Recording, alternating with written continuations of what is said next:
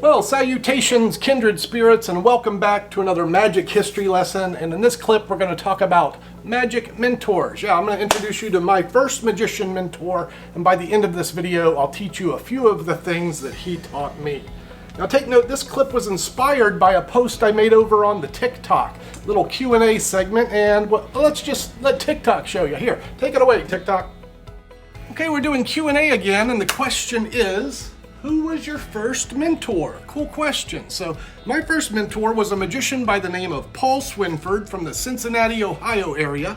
And Paul was best known for his mathematical work on the faro shuffle. But let me tell you, it was his work with the public that inspired me. I used to go watch all his gigs, and Paul was a fun-loving gentleman, a creative scholar who was always generous with his time and energy. And I can't imagine a better role model as a developing close-up magician.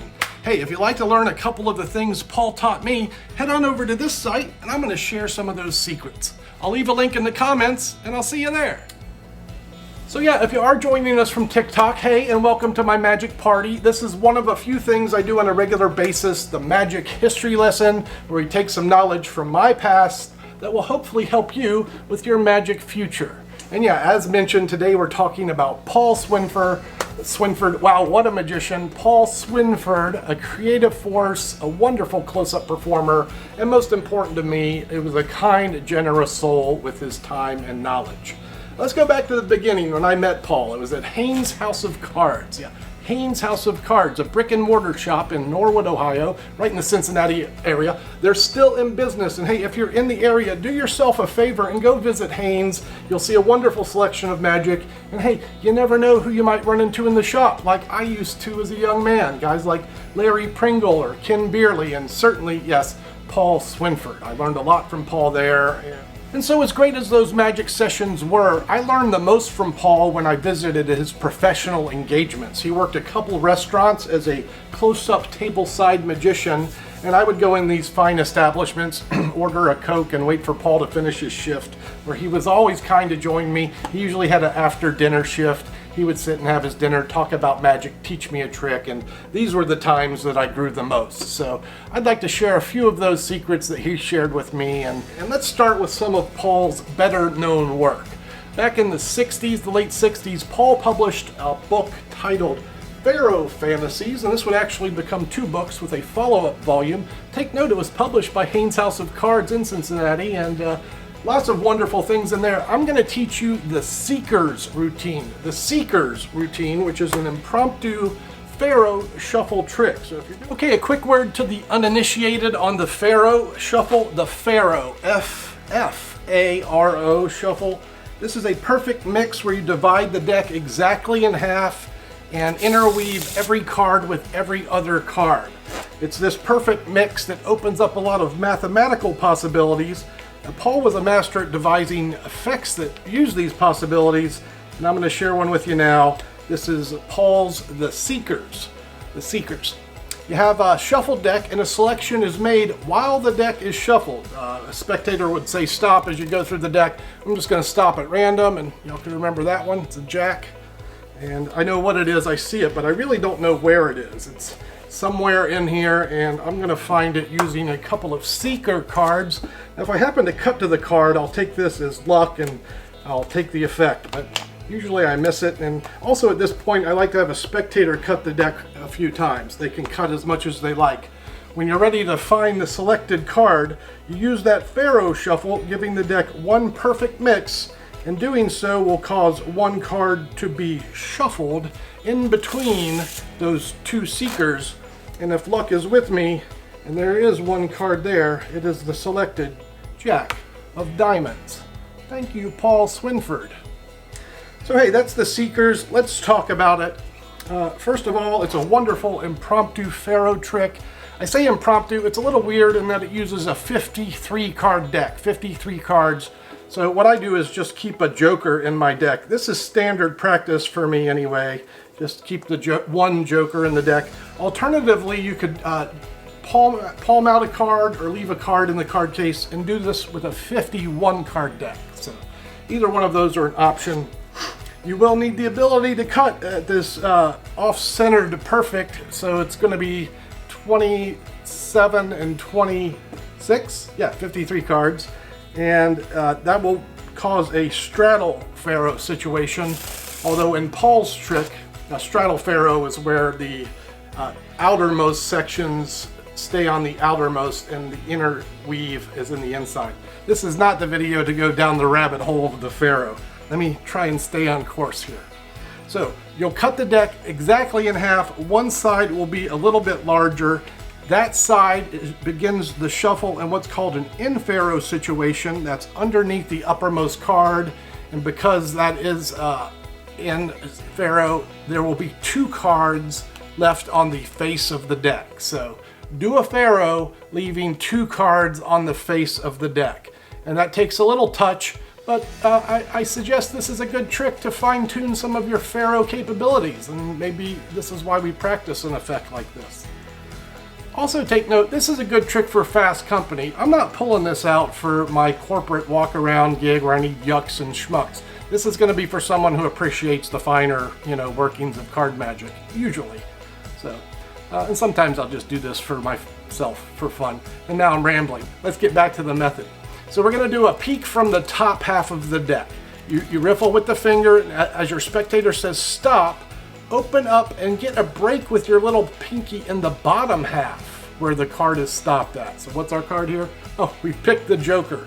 Wonderful. So the Joker is the selected card. And wherever the spectator says stop, you hold the break in the bottom. Now you're going to strip out the top half, and I really don't know where the Joker is at this point. It's somewhere in the top half. I don't know where it is.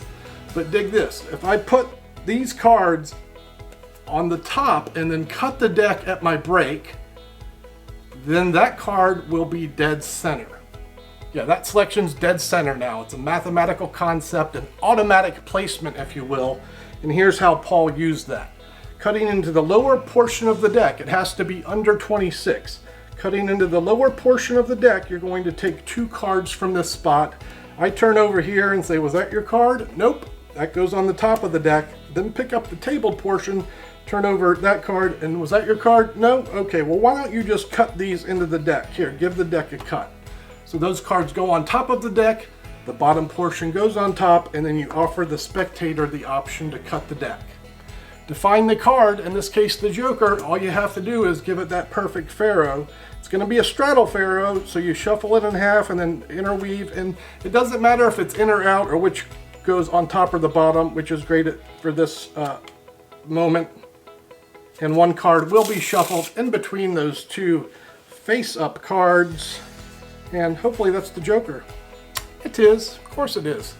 And that's Paul Swinford's The Seekers. You know what I'm going to do? I'm going to leave a link in the description to some printed text, the mathematical books that talks about the procedure and some of Paul's work, and it's published with Paul's permission, and you can delve a little deeper into that trick if you'd like. Just check the description below. Okay, I have 2 more things, 2 more secrets I'd like to share with you that Paul shared with me. The first is a coin vanish, which I've never seen anyone do aside from Paul Swinford and myself. This isn't Paul's technique. That was a bad one. Here's a good one.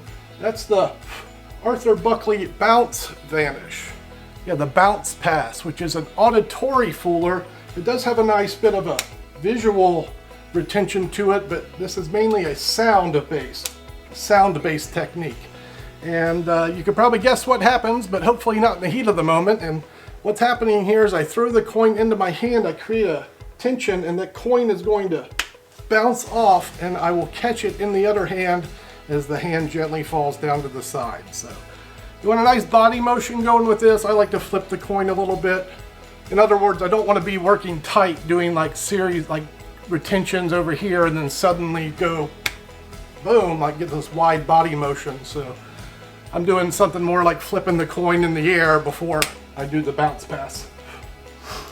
A couple words, this hand is held very taut, so you're going to extend all the fingers and make this kind of a tight surface. That's going to make a good, just going to set that there for now.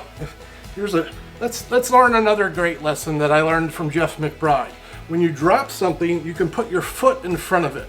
That way, when you reach down to pick it up, you don't have to lose sight lines with your audience because you know where your foot's at. You just reach for your foot, and then you can keep eye contact with your audience. Look, we're learning stuff while Doug fumbles. Great. Okay.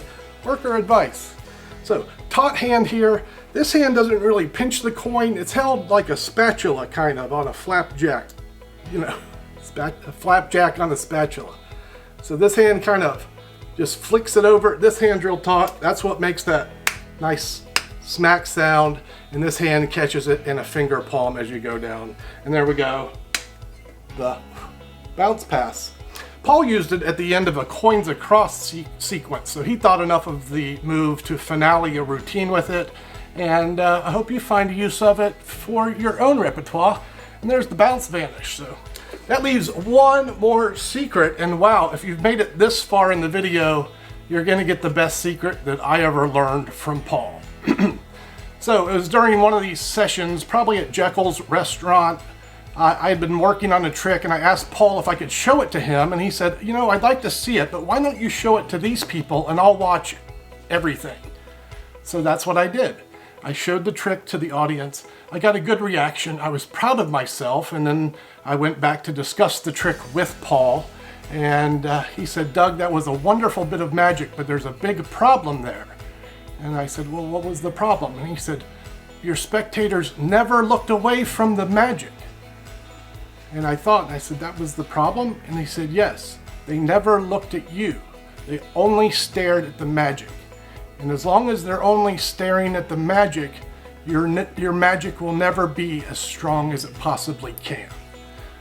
Now, there's a lot that goes into a statement like this, and I'm going to decipher two things for you. We'll just kind of keep it simple. Number one, if you're relying on a visual of the magic, you're never going to emotionally connect with your audience. You want to give the audience a reason to care about the trick, and this is going to be done through a verbal presentation that usually involves a hook. So along with this, you'll gain your spectators' attention, their gaze. And this will give you immense power in using direction, not just misdirection, but direction in focusing their attention where you'd like them to. If you're just focusing their attention on the magic moment or the trick at hand, you're not going to have the luxury of commanding attention here, or there. And I guess that's the lesson I just want to impart. Make them look up sometimes. So, oversimplified, but that's the lesson. And wow, thank you, Paul Swinford, and thank you, viewer. I hope you've enjoyed this look back at one of my, just reflecting back on Paul Swinford just warms my soul. He was a great human. I've been blessed with a lot of great magicians in my life who imparted great traits. He's one of them. I'll quit rambling now. I hope you enjoyed it. Paul, thank you, and thank you for your time, your energy, and attention. And hey, I'll see you on the next one.